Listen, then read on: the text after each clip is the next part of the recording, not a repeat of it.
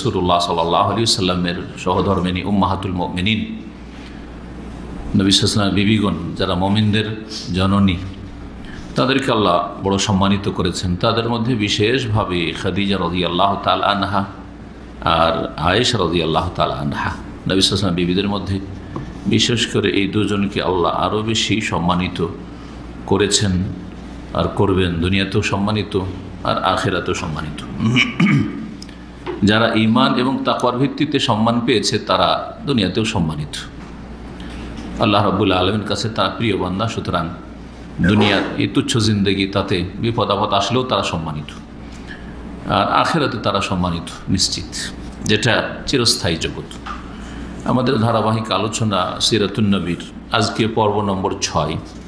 বিষয়বস্তু রাসূলুল্লাহ সাল্লাল্লাহু আলাইহি ওয়াসাল্লামের খাদিজা রাদিয়াল্লাহু তাআলা আনহার সাথে বৈবাহিক সম্পর্ক, কীভাবে বিবাহ হলো, এবং তার সাথে সাথে রাসূলুল্লাহ সাল্লাল্লাহু আলাইহি ওয়াসাল্লামের সন্তান সন্ততি, ছেলে মেয়ে। রাসূলুল্লাহ সাল্লাল্লাহু আলাইহি ওয়াসাল্লাম শাম দেশে ব্যবসায়ী সফরে বা বাণিজ্যিক সফরে গিয়েছেন, গত সপ্তাহে আলোচনা হয়েছে। তার আগে ছোটকালে ছাগলও চড়িয়েছেন। খাদিজা রাদিয়াল্লাহু তাআলা আনহা মক্কার এমন এক সম্ভ্রান্ত বংশের ভদ্রমহিলা ছিলেন, যিনি কুরাইশদের মধ্যেই বংশীয় মর্যাদার দিক থেকে এবং ধন সম্পদের দিক থেকে, আর্থিক সচ্ছলতার দিক থেকে বড়ই সম্মানিত ছিলেন সমাজে। তিনি, তার অনেক ধন সম্পদ ছিল। বাপ সচ্ছল ব্যক্তি খুয়াইলিদ তার ধন সম্পদ ভাগে পেয়েছিলেন, এবং তার যে স্বামী ছিল আগের, যিনি ইন্তেকাল করেছিলেন, তার ধন সম্পদ, পরিত্যক্ত ধন সম্পদ পেয়েছিলেন, যার ফলে উনি অত্যন্ত ধনাঢ্য ব্যক্তি নারীদের মধ্যে ছিলেন মক্কাতুল মুকাররমায়। তিনি এই ধন সম্পদ, আজকালকার জামানার মতো নয় যে মহিলারা নিজেরাই সব কিছু করে বেড়াবে। মহিলারা বাড়িতে বসে তারা যতটা করা সম্ভব একজন মহিলার জন্য ততটাই করত। আর আজকাল মহিলা মনে করেন আমরা পুরুষদের সমান সমান চলবো, সমান সমান করব। জি, আমরা সমান অধিকার চাই, এটা ইসলাম অস্বীকার করেছে। ন্যায্য অধিকার চাই, এটা ইসলাম স্বীকৃতি দিয়েছে। এই কথাটি দুঃখের বিষয় হলো সত্য যে অধিকাংশ মুসলিমরাও বুঝে না যে নারীকে আল্লাহ রাব্বুল আলামিন ন্যায্য অধিকার দিয়েছেন, সমান অধিকার দেননি। এমনকি পুরুষকেও তো সমান অধিকার দেননি। সমস্ত পুরুষ সমান নয়, আপনারা সকলে সমান নন। তবে আপনারা যেই কাজের যোগ্য, যতটা যার মধ্যে যোগ্যতা রয়েছে যে সাবজেক্টের, সেই সাবজেক্টে তাকে ন্যায্য অধিকার দেওয়া এবং তার মূল্যায়ন করা কাজকর্মের, এটা হচ্ছে সুবিচার। তো ইসলামে ন্যায্য অধিকার আছে, সুবিচার আছে, সমান অধিকার নেই, সাম্য নেই। সমান কখনো হতে পারে না। আল্লাহ রাব্বুল আলামিন এমনকি নবী রসুলগণকেও সমান করেননি। তিলকা রসুল ফদ্দালনা বা'দুহুম আলা বা'দ, এসব রসুলগণকে আল্লাহ রাব্বুল আলামিন একজনকে অপরজনের ওপর ফজিলত দান করে, শ্রেষ্ঠত্ব দান করেছেন। সকলে সমান নয়, এলমেও সমান নয়, আর কাজকর্মেও সমান নয়, পার্থিব কাজকর্মের ক্ষেত্রে সমান নয়, এবং দিনের ক্ষেত্রে, ইমানের ক্ষেত্রে, তাকওয়ার ক্ষেত্রেও সমান নয়। সুতরাং কী করে সমান করা যেতে পারে? কোনো ক্ষেত্রেই সমান করা সম্ভব নয়। তো খাদিজা রাদিয়াল্লাহু তাআলা আনহা তার ধন সম্পদকে কাজে লাগাতেন, ব্যবসায় খাটাতেন অন্য পুরুষদের মাধ্যমে। পুরুষদের মতো কাজ করতেন না ঘরের বাইরে। যদিও ইসলামের পূর্বের ইতিহাস, তারপরেও যে ইসলামের পূর্বের ইতিহাস, তাহলে মক্কার জাহেলিয়াতের যারা কাফের মুশরিক ছিল তারাও ভালো করে জানতো যে নারীদের কাজ ঘরে থেকে যতটা করা সম্ভব ধন সম্পদ বৃদ্ধি করার ক্ষেত্রে ততটাই করতো তারা।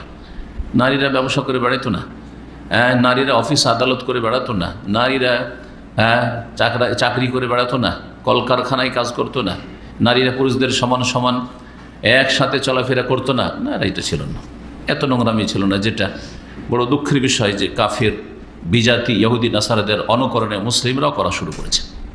অথচ তাদের দিন হচ্ছে ইসলাম, তাদের কিতাব হচ্ছে আল কোরআন, তাদের রসুল হচ্ছেন সৈয়দুল মুরসালিন মুহাম্মদ সাল্লাল্লাহু আলাইহি ওয়াসাল্লাম, যিনি উত্তম চরিত্রের অধিকারী, উত্তম চরিত্র শিখেছেন। নর এবং নারী একসাথে কাজকর্ম করলে কখনো চরিত্র ঠিক থাকবে না। চারিত্রিক অধপতন অবনতি অবশ্যই ঘটবে, যতই ভালো মানুষ হোক না কেন। যা হচ্ছে মুসলিম সমাজে দেখছেন, ধর্ষণ হওয়া, অশ্লীলতা ছড়িয়ে পড়া, প্রাইমারি থেকে শুরু করে অশ্লীলতা ছড়িয়ে পড়ছে, আর প্রেমের বিনিময় শুরু হয়ে যাচ্ছে, আর যার ফলে কত কি হচ্ছে। যত খুনের ঘটনা অধিকাংশ ক্ষেত্রে দেখা যাচ্ছে যে সেখানে রহস্য লুকিয়ে আছে, আপনার নারী সংক্রান্ত রহস্য, জেনার ফিতনা, প্রেমের ফিতনা আছে, এগুলি এই কারণে। তো খাদিজা রাদিয়াল্লাহু তাআলা তার ধন সম্পদ দিয়ে ব্যবসা করাতেন অন্য লোকের মাধ্যমে। যারা ব্যবসা করত তাদেরকে তার পারিশ্রমিক দিতেন বা একটা অংশ দিতেন, একটা অংশ, কাউকে একটা নির্ধারিত অংশ, এতটা অংশ দেব পার্সেন্টেজ, এইভাবে জায়েজ, এভাবে জায়েজ। কিন্তু তোমাকে পারিশ্রমিকও জায়েজ, যে দৈনিক তোমাকে এত দেবো জায়েজ, অথবা লভ্যাংশ যা হবে তার থেকে তোমাকে অর্ধেক দেবো বা 3/1 দেবো, জায়েজ আছে। আল মুসলিমুন আলা শুরুতিহিম, রাসূলুল্লাহ সহিহ বুখারী হাদিস।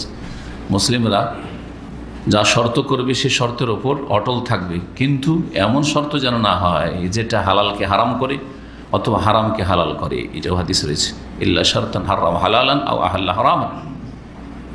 সুদ যদি তাতে থাকে, তা এইরকম শর্ত থাকে যে শর্তে সুদ রয়েছে জায়েজ নয়, যেই শর্তে ধোঁকাবাজি রয়েছে জায়েজ নয় ব্যবসায়, যেই শর্তে কারো ঝুঁকি রয়েছে, একজনের যেন রিস্ক রয়েছে, জায়েজ নয়।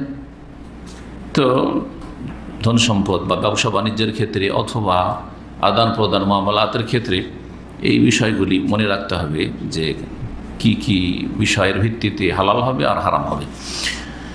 তো যেটা বলছিলাম যে ব্যবসা বাণিজ্য করাতেন এবং তাদেরকে পারিশ্রমিক দিতেন। পারিশ্রমিক দুইভাবে দেওয়া যায়, একটা হচ্ছে দৈনিক অথবা মান্থলি এত দেব, তুমি আমার টাকা পয়সা দিয়ে ব্যবসা করো, আর একটা হচ্ছে যে লভ্যাংশ থেকে এত টাকা, এত পার্সেন্টেজ দেব। এর মাঝখানে শুনতে পেলেন নবী করিম সাল্লাল্লাহু আলাইহি ওয়াসাল্লাম সম্পর্কে খাদিজা রাদিয়াল্লাহু তাআলা আনহা, যে উনি এর আগে ব্যবসায় গিয়েছেন এবং ভালো ব্যবসা বাণিজ্য বুঝেন এবং বড় আমানতদার বিশ্বস্ত ব্যক্তি, একটা পয়সা কারো এদিক সেদিক করেন না। মক্কায় মানে খ্যাতি লাভ করেছে রাসূলুল্লাহ সাল্লাল্লাহু আলাইহি ওয়াসাল্লামের এই ব্যবসায়ী আচরণ বা মানুষের সাথে লেনদেন, আমানতের কথা।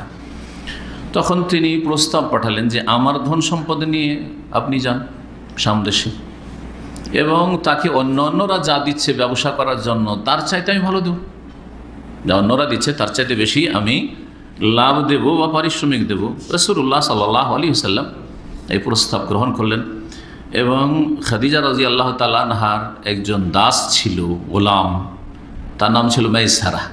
এই মাইসারার সাথে সামদেশে গেলেন, সেখানে কেনাবেচা করলেন।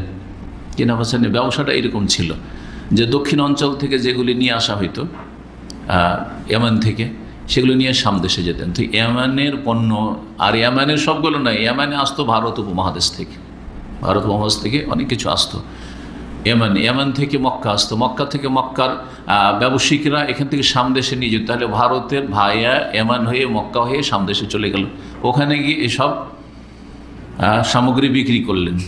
সামদেশে যা পাওয়া যায় যেগুলো অন্য জায়গায় পাওয়া যায় না, যেমন জৈতুন, তিন, আরও বহু কিছু সেই যুগে ছিল বা এখনও আছে, যেটা ব্যবসায়িকরা বুঝে কোন দেশে কোনটা জিনিস সস্তা পাওয়া যায়, সুবিধাজনক পাওয়া যায়, কোনটাতে লাভ হয়, ওখান থেকে ওগুলো কেনাকাটা করে নিলেন, নিয়ে আসলেন। মক্কায় যা বিক্রি হইলো। তারপরে রেহলাতা সৈফ গ্রীষ্মকালের, আর রেহলাতা শীতা শীতকালে চলে গেলেন কোথায়?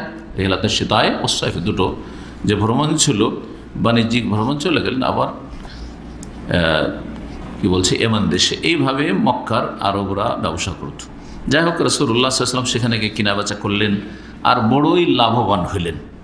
আর এত ধন সম্পদে বরকত হইল, খাদিজা রাদিয়াল্লাহু তাআলা আনহার যে ব্যবসায়ী সামগ্রী নিয়ে গেছিলেন, যেটা এর পূর্বে কোনো দিন হয় নাই।